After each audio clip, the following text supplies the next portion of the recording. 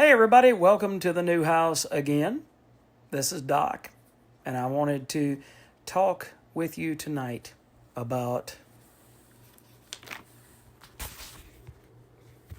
Superman, Peace on Earth. This is one of the 6 oversized Alex Ross books that I picked up in an eBay sale a while ago. The first 4 focus on different heroes. Superman, Captain Marvel, or Shazam as he's known now, Wonder Woman, and Batman. And each of them has a theme. Superman's, of course, has always been a place of peace.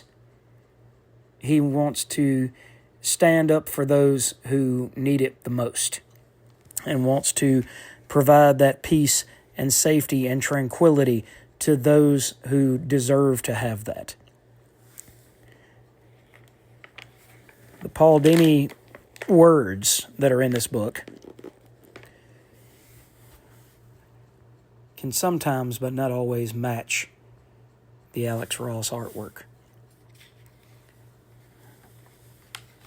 But you get stories, well, one story of how Superman wants to end hunger on Earth. He comes to find through the story that people love him and they love to see him bring this Christmas tree. I'm not sure if it's supposed to be at Rockefeller Center or if it's supposed to be somewhere else, but he always brings this Christmas tree and always brings joy. And it brings that sense of peace. And he's talking about during the Christmas season, it seems that the season seems to bring out the best in people. That they seem to see the best in people. And that resonates with me because my birthday is on December 21st. So I'm not quite a Christmas baby, but I'm close enough.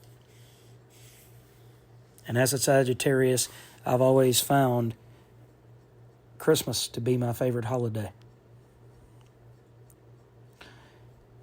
And so these images that are larger than life of him spreading peace and tranquility during the season, and yet always finding those in need and whisking them away to a place of safety.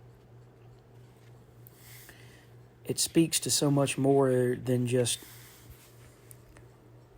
one single Superman story. It speaks to who the character is. It speaks to that he brings a sense of peace. He brings a sense of hope as well. But hope is the subject of the Captain Marvel book and not this book.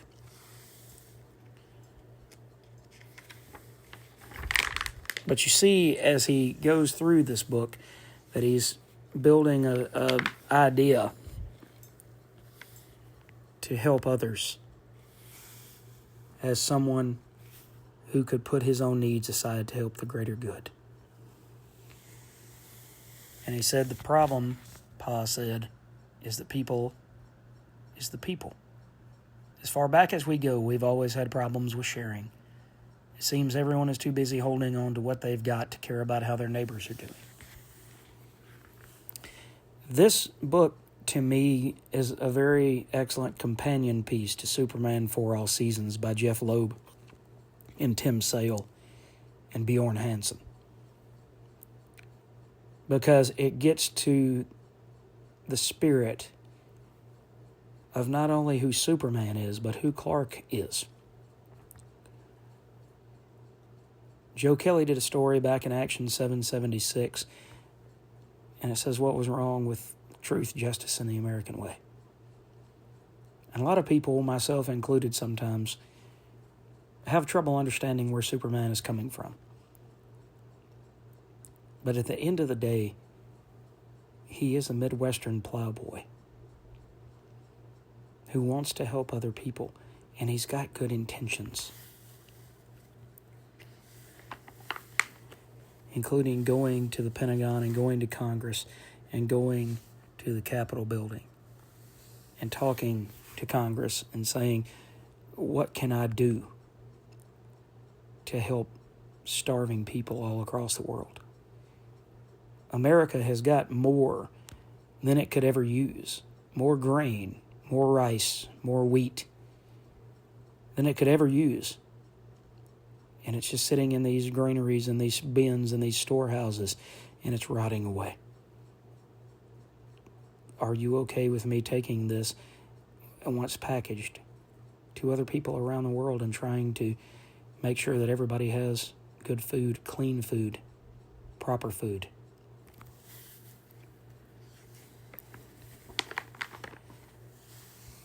And along the way, he runs afoul of a dictator who says, I'll let my troops give this food out. You don't have to worry about it. And he knows that he's not going to be fair. He knows that the troops will take most of the food and leave the others with nothing, or scraps, like they always do. But he has no choice, because his soldiers have guns trained on the poor, starving civilians on the other side of the river. So he has no choice but to leave it for them to give away as they will. And at the end of the day, at the end of the story, Superman is thwarted by outside forces and the fact that he can't do this each and every day. There's not enough hours in the day. There's not enough food to go around endlessly. All he can do is provide food and peace for one single day. But as he remembers his father showing him that every seed needs to be planted individually and given a room to grow and a chance to live, at the end, he shows other children in America. He shows them how to properly plant those seeds, giving them space, giving them a chance to live, to grow, to produce. If you've never read these 4 books and the 2 other books that go along with it, I highly recommend that you go out there and seek these out. I managed to get all 6 for about $30, and literally, other than them being, as you can tell, a little bit crunchy on the inside of the spine, other than that, the only thing is every one of these books has a little notch right there at the top. Other than that, they are absolutely in perfect shape. And if you've never had the opportunity to read this book in particular, I think it's one of Alex Ross's best. I love his Captain Marvel, I love his Wonder Woman, and I even love his Batman. They're all classic, they're timeless. But I really have a special place in my heart for this particular book, because peace is something that should be given freely to others. They shouldn't have to ask for it. They shouldn't have to beg for it. They should be able to live freely in a place where they feel safe. And in order to do that,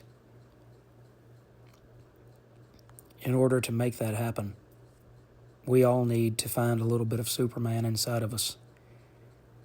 And we need to find our way to help others live peaceful lives instead of violent, short, explosive lives. Thanks for watching, guys. I hope you've enjoyed this video.